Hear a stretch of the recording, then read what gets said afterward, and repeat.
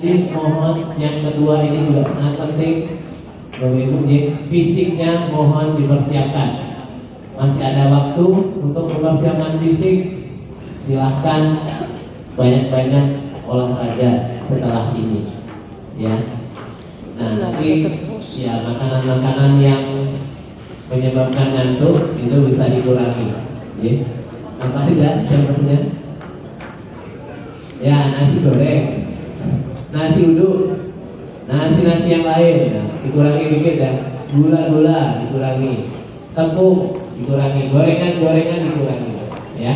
Supaya nanti ketika sudah siap kas umroh, fisik Bapak Ibu mendukung waktu di sana. Sepakat ya sama saya berarti tentang itu. Jadi selain niat dan kedua fisiknya mohon dipersiapkan. Nah, Bapak Ibu, nanti untuk gambaran umroh kita, silakan Bapak Ibu lihat di sini gambaran perjalanannya. Nah, nanti di hari pertama kita akan melaksanakan perjalanan, ya. Entah itu dari Jogja atau entah yang dari Solo, semuanya akan melakukan perjalanan terlebih dahulu. Baru nanti hari kedua kita akan sampai di kota Madinah terlebih dahulu, ya. Nanti kita akan di kota Madinah selama 3 hari, ya. Hari pertama kita akan berziarah di sekitar Masjid Nabawi, ya. Nanti kita akan ke Raudhah, terus ke makam Baqi dan tempat-tempat yang ada di dekat Masjid Nabawi.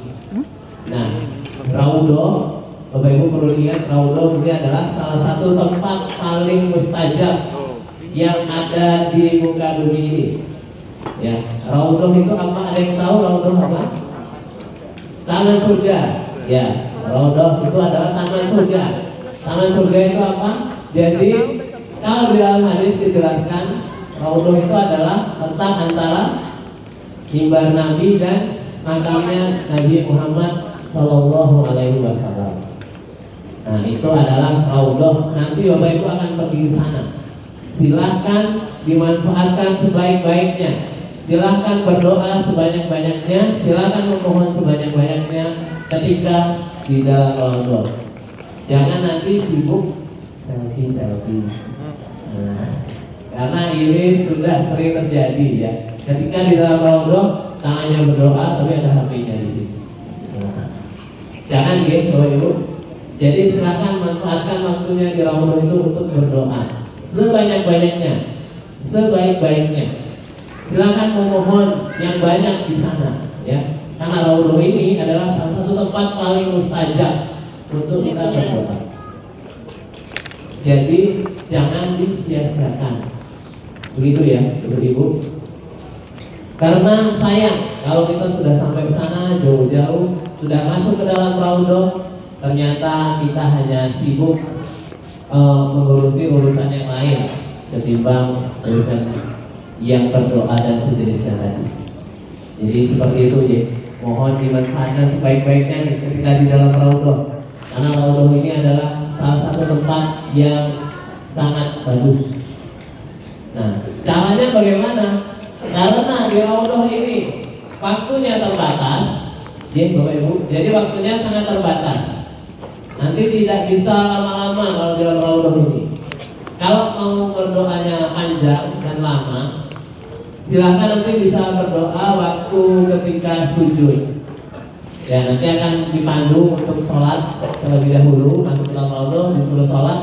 Nah, doanya pas panjangnya tuh di dalam sujud waktu sholat itu, ya, supaya bisa panjang. Karena kalau kita berdoanya seperti ini, nanti baru 1 menit akan diusir oleh askar atau penjaga Masjid Nabawinya. Nah, jadi seperti itu nih. Kalau kita pas sholat berdoa itu insya Allah tidak diusir, karena mereka tidak berani mengganggu orang yang sholat. Ya, tapi kalau Bapak Ibu berdoanya seperti ini, nah nanti bakal diangkut ya, karena diangkut sama penjaganya disuruh pergi karena gantian sama yang lain.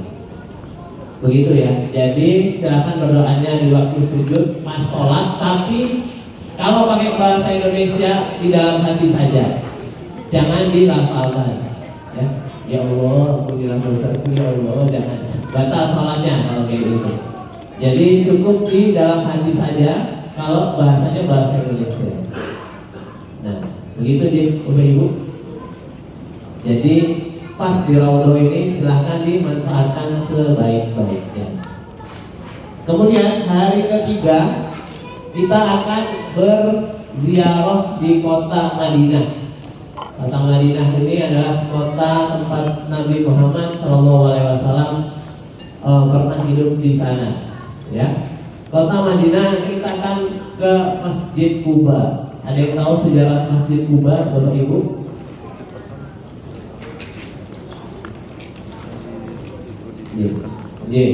Betul ya.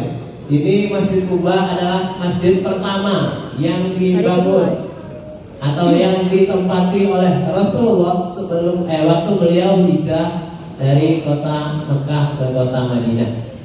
Ya, jadi sebelum ada Masjid Nabawi yang sangat terkenal sekarang, ini adalah Masjid Kuba yang pertama yang dibangun oleh Rasulullah SAW.